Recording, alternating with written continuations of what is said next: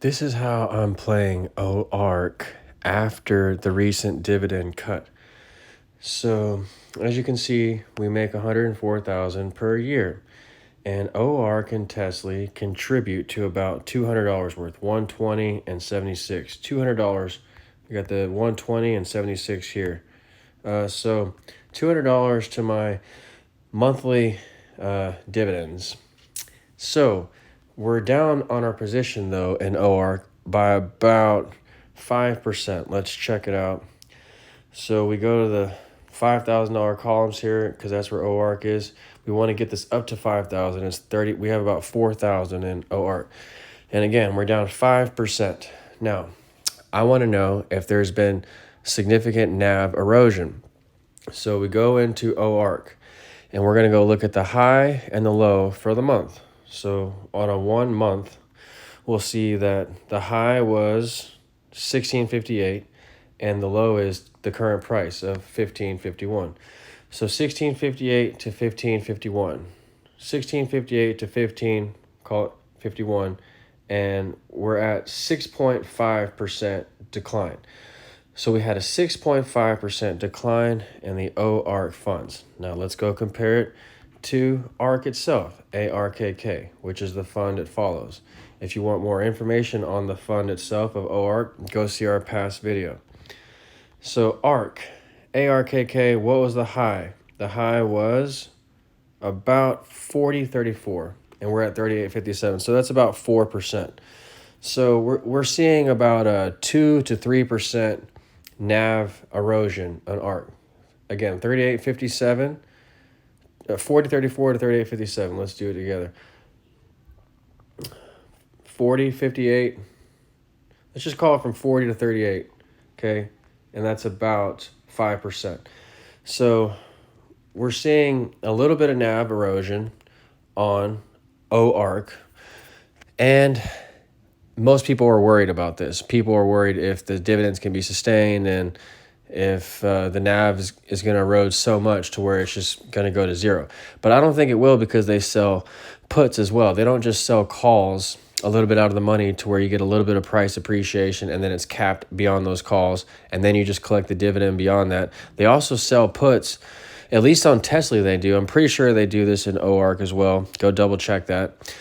And so that's going to mimic the price performance somewhat when they sell the puts, because the puts, when the stock goes up, the puts benefit them because they're selling the puts. And when the stock goes down, when they sell those calls, that benefits them. Now, the fund just had a dividend cut. So as we can see here, ARKK, the dividend declined by 33%. The news was announced yesterday. And I did the math on that, and it's about 40% now, the new yield. We can go do the math together, but I think you trust me, but let's go do the math anyway. 10,000, because sometimes I don't trust my own math. 10,000 divided by 1551. So 10,000 divided by 1551, and that's 644 shares, and we multiply that times the new dividend, which is 0.510. So 0.510. So times 0.510. 328 times 12 months, and we're at $4,000. So on 10,000 invested, that's 4,000 profit. So that would be 40%. So the new dividend is about 40%. So that's that cuts down on my earnings, no doubt about it. But what we're gonna do is we're gonna buy on the X dates from here on out. So every time that the fund drops, and let's say it either drops or cuts its dividend, that's when I'm going to replace my lost income by buying more shares. Now, ARKK has been drifting lower, okay? And that's kind of deadly for selling calls. When you sell calls, you want upward price appreciation, otherwise those premiums will evaporate. So here, the stock is moving in a pretty volatile range, but in an up and down fashion, between 40 and 38, so 5% swings there.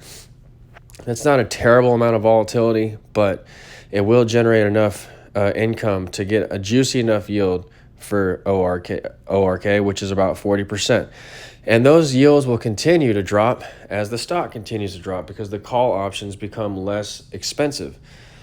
However, this is normal because as ARK falls, so OARK is falling with it, we're down about 2 to 3% from the NAV erosion, but the dividend is more than covering that. Even if the dividend gets cut multiple times, even if it gets cut all the way down to 10%, I'd rather still be in an OARK that's paying me 10% per, let's say, per year, so paying me monthly, rather than the fund itself, which is just down 5% from the recent high. So if it's just going sideways and it pays no dividend, see here, dividend, there is no dividend, then it makes no sense to hold the stock right now. The stock has had a big run from the lows. It was at around 30 from these lows here, a 30, and then it went almost up to 50. So that's, 30 to 50, that's 30 to 60 is a 100% move. So it's had a pretty large move up and it's digesting its move. Kind of like Tesla is digesting its move, which we commented on in the last video for the Tesla update. Go see that video if you're interested. But OARK holds Tesla. In its portfolio, it shows that 10% of its holdings go to Tesla. So that's pretty substantial. So OARK's my way to play Tesla. So the other thing I'm going to be doing for OARK next dividend, the next dividend date, which is on the 6th of every month. They declared the dividends yesterday, and that was on the 6th, I believe. Let's go double check that. On the 6th, we're on ARK. So if we go to OARK, we'll see that the dividend, again, was announced on the 6th. And so you have to be in the shares before this date to get the dividend, and then it'll pay the dividend on the 17th. That's the payable date. So what I'm going to do is next month, right before the 6th, on May, let's say 5th, whatever the X date is at that time, I'm going to buy more shares. Correction, I'm going to buy the shares right after the dividend announcement, because that's when the stock drops by the equivalent amount of the dividend. And that's when I will buy more so that I can rebalance my income. See, if my income dropped 20%, well, now I'm rebalancing it by adding fresh new shares at new lows with the dividend reset. So you do this in hopes that when the stock eventually marches higher, that the dividends will increase, because the call options premiums will increase. So that's the first thing I'm doing. I'm on every X dividend date after the dividend, which you have to be in the stock before the X date to receive the dividend. After the X date is announced and the dividend is announced, I'm going to buy more shares to rebalance my income, the lost income from whatever dividend cut comes. That's the first thing. The second thing I'm going to do is I'm going to sell puts on ARK itself, ARKK. So it's kind of like what OARK does. They sell puts and they sell calls synthetically, so they don't own the shares underlying. But in my case, I'm going to buy OARK for the call side, which is where the majority of its money is made. And then I'm going to sell puts on my own. See, I already had puts sold on ARK, and I just got rid of those because I wanted to keep most of my exposure in OARK instead of ARKK. I figured, hey, why have two of a kind? If ARK's going to drop, so is OARK. So just start putting all my money in OARK. But the truth of the matter is, these are covered call funds, Tesla and OARK. So they cap your upside. And you really don't want to miss out on the upside of these great growth prospects. So you want to be in the shares. A lot of people are in Tesla already. They're long Tesla. They've commented on my video, the past videos, that they'll be in a Tesla and they've made money on it and they don't want to sell for tax implications, so they just sell covered calls instead. But now, instead of selling their own covered calls, they just use Tesla to do that for them. Well, in OARK, I want to do the same thing. I want to use the covered call fund just like you would with Tesla. Both have had big runs, OARK and let's say ARKK and Tesla. They both have had big runs, the underlying. So they're both digesting their moves now. When they digest moves like that, ARKK and Tesla, you want to sell covered calls on them if you're not getting a dividend. You either want to sell for the gain, or you don't want to sell because you're still long term, but you think it's going to digest gains for a while. So that's when you, again, sell covered calls. And then the fund just does it for you, Tesla and OARK. So I'm selling the calls already, but you need to still have some long exposure if you want to get the best of both worlds.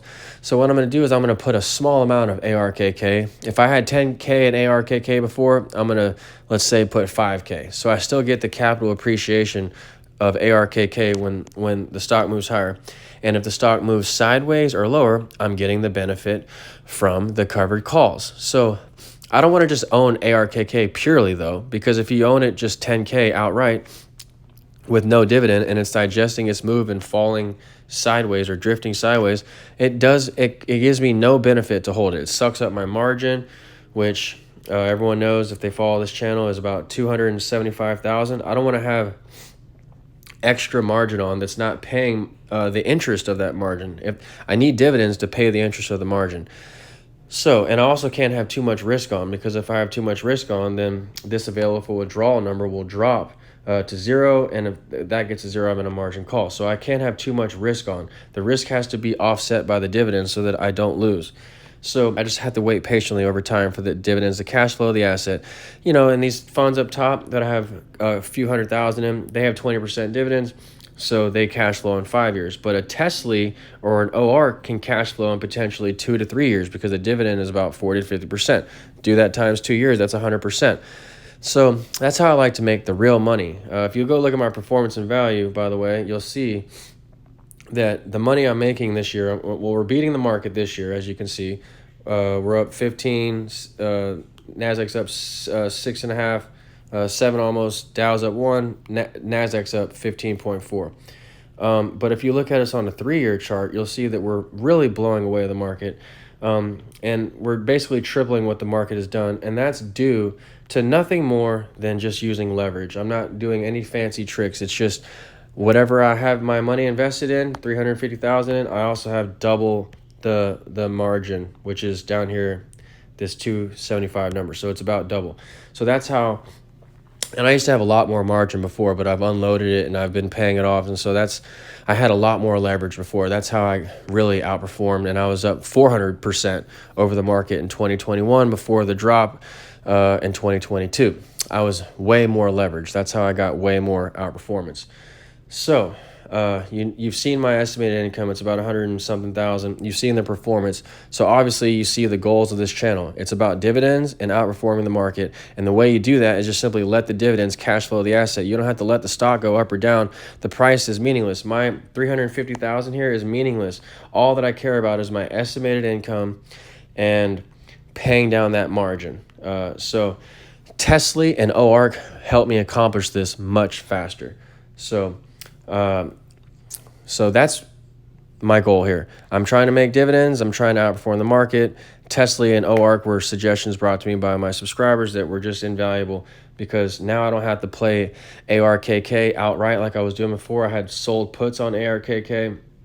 Now I can have a mix of both ARKK and OARK. So on Monday, on this weakness that we saw in ARKK, it's been falling back recently. That's a good time to sell puts. When the stock goes down, you sell puts. When the stock goes up, you sell calls. So I'm going to sell puts on ARKK on Monday. I got rid of those, but I'm going to get right back into them, because I've done a lot of thinking about this fund and how to play it best. And I think that you should have a little bit of both. For both Tesla and ARKK, you should have some of the long side, so you get that upside exposure when the market does take off and these funds take off again. But you also want to have some covered call exposure, because they have had big moves and they're digesting their moves, and now they're moving sideways to down. It's the perfect time for covered calls. And then last but not least, again, you just want to have anything that's dividend. Anything that's paying 10%, 20%, especially these, they cash flow your investments for you, even if you're losing in the short term. So again, that's the big goal of this channel. Lastly, I use SARK to hedge my bets. So SARK, if you're feeling a little unsure about your OARK position, you can hedge it out with SARK. So I'm hedging with SARK on the downside. I'm selling puts when we fall lower so that I can capture that extra premium and pay down my margin, because those puts are worth a couple $1,000s, and that pays my margin down some. And then that also helps for when the stock rises higher. If we move up higher, then my sold puts will go up. My covered call fund will go up some before the upside is capped, but more importantly, the dividends will rise as premiums and volatility rose, and that's how we'll keep getting the steady payouts in ARKK through OARK. So I hope you enjoyed the video. Please leave comments below if I left anything out. And please stay tuned for the next videos that come out from Yield Max Funds. We're going to do the Apple ones and the Berkshire Hathaway ones. So stay tuned for those. And again, leave any comments if you have any questions or if you thought I left anything out. Thanks a lot.